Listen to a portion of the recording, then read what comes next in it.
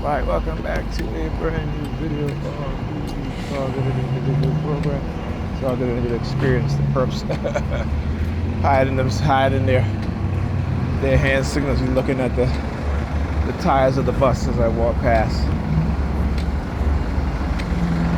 Yeah, they're tired, I'm tired. We all tired. We all tired, but guess what? As tired as I am, I'm gonna expose your asses still though. Okay, there you go. So there you go.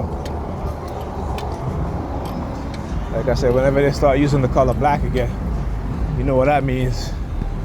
And then whenever they start getting Pam to target me, you know, like for example, they're trying to get me to stay over there, right? I'm not falling for that shit,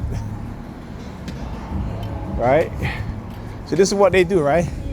They try to manipulate me to staying over there, you know, when she's tired and, you know, because whatever she's doing, what have you, she's so tired that she can't even take care of the kids well. You know, again, the kids, Ethan this week, going to school late, 9 o'clock, summer school. He's in summer school because, again, even though summer school is mandatory, but he needs to, again, you know, show his teachers that he can get to school on time. But no. See, the weekends come now and, you know, again, it didn't work. It couldn't, you know, try to threaten me, you know, using the New York Predator Department or whoever else, right? So no, that shit don't work. Right? That shit never worked. Okay? So, you know what I'm saying? So that shit don't work at all. And they know it. They know it. So, you know, after you know, the shit don't work, then they'll do shit like, you know, looking at car tires or yawning or whatever. I'm like, yeah, because your shit don't work. Because your ass is tired. You should be yawning because you're tired ass mother effers. You know what I'm saying? So anyhow. But yeah, you know, and then again, she does the same pattern of behavior, right? You know, she's like walking naked in front of me and all this shit now again. You know, it's like, okay, and you know, I've been through this too many times. Next thing you know, I'm talking to her, I'll go to say goodnight to her and she's on her bed and, you know, opening her legs in front of me and all this shit. I'm like, listen, man, y'all shit is so played out. Y'all shit is tired. And so you're right. You be looking at the damn bus tire. Yeah, y'all shit is tired. Okay?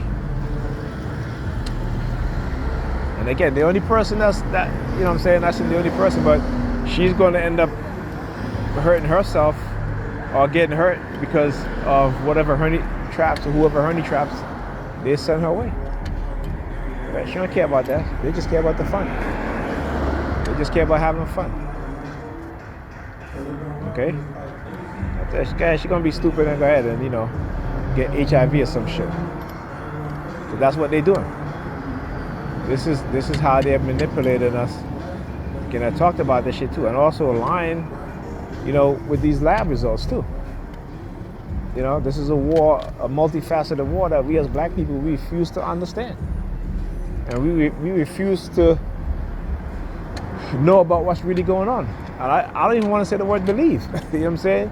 We shouldn't be believing. We should be knowing. This is why it's important that we as black people that we have black-owned businesses that are, you know, doing such things, you know, genetic testing, DNA testing, medical lab testing. They should be black owned. Black people are more honest. The amount of businesses like that are owned by whites or owned by also Arabs and Asian people,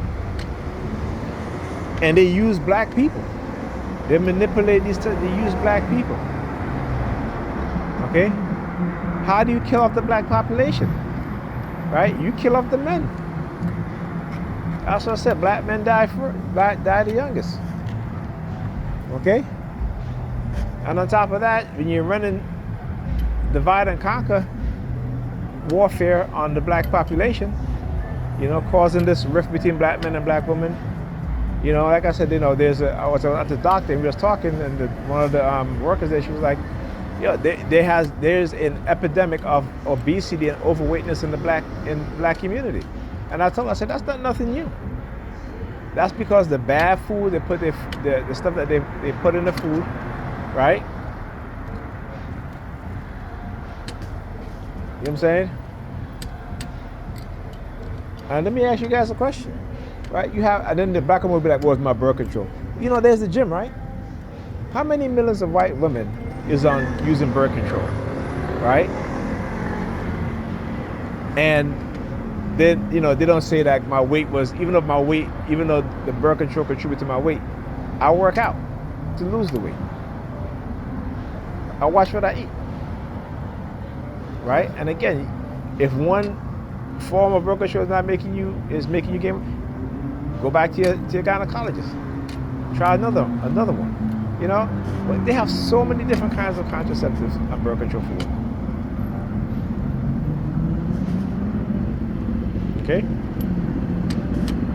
particularly if you're in your 20s, you know, you're not married, you know what I'm saying, and you know you're having unprotected sex, right? Get on birth control. Don't just depend on the man to use a condom or to have a condom, or you have a condom ready, and you make sure that he wears it. You know, don't just leave it up to him. Don't say it's the heat of the moment. This is what they do to us. We are so emotional, particularly when it comes to black women. They are so emotional, and so, you know, their emotions override common sense. Right? Black men too, young black men. That's why, again, you need fathers in the home, or you need a male father figure, or you need a male mentor, and not the religious ones, okay? Because the religious ones going to lie to you and not speak to you about the things that are true. You know, they're going to give you you shouldn't have sex. Young people are going to have sex. Okay, you got to educate them about STDs, about the danger. You know, they can say, yeah, sex is, you know, it feels good, even when it's not the right person. And here when I say that, because we know that women will have one night stands, right? And they'll say, I had the best sexual experience of my life, but it was a one night stand. And that person may not be the right person for them, right? And obviously, it's not the right person for them because it's a one night stand, right? So again, they don't seem to ever think about those things, right? But the person that's treating them good, that's not the right person for them. But the person who they're with, who have other chicks, that's the right person for them. Because for them, it's all about competition.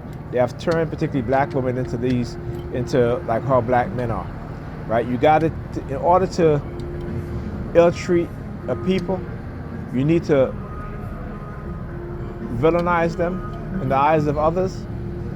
And so when you, in the process of villainizing them or labeling them, you need to create that personality within them so that you can justify, so nobody don't feel bad. And with black women now, how they're being treated, particularly like men, right, is because they have adopted the mindset that they want to be just like men.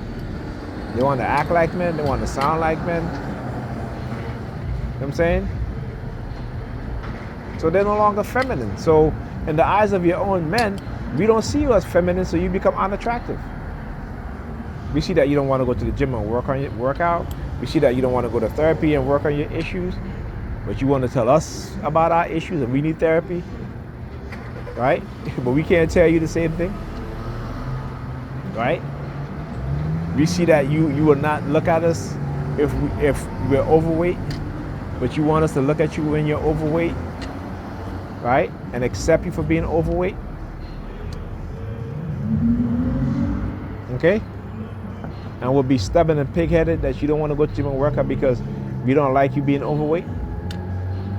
But because you're too lazy to go to the gym and work out and get yourself fit, healthy, and you'll look better, you'll feel better, sex will be better, your social life might even be better, right? But they don't want to do that. They want to say, hey, 5'5", 300 pounds, take me as I am. Either accept me or leave me. And guess what? Men are going to leave you. Because even the white men not going to want you. Even the Hispanic men not going to want you. Even the Asian men not going to want you.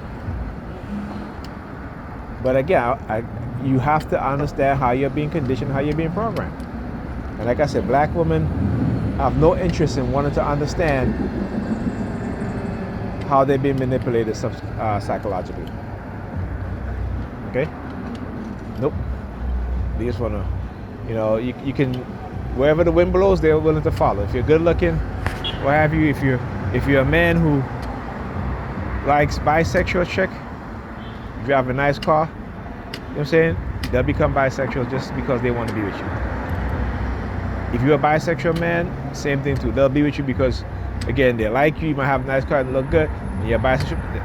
There's been studies on this. Go look it up. Go look it up.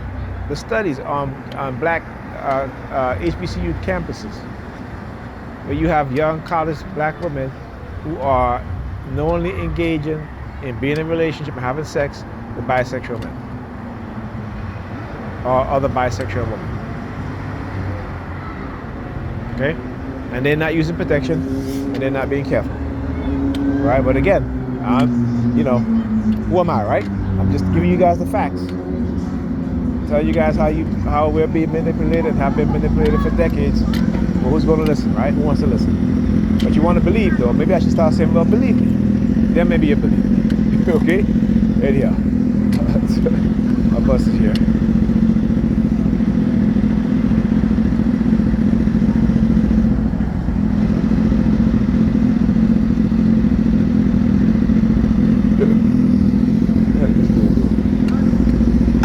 Got a clown over there on the bike. Tell you.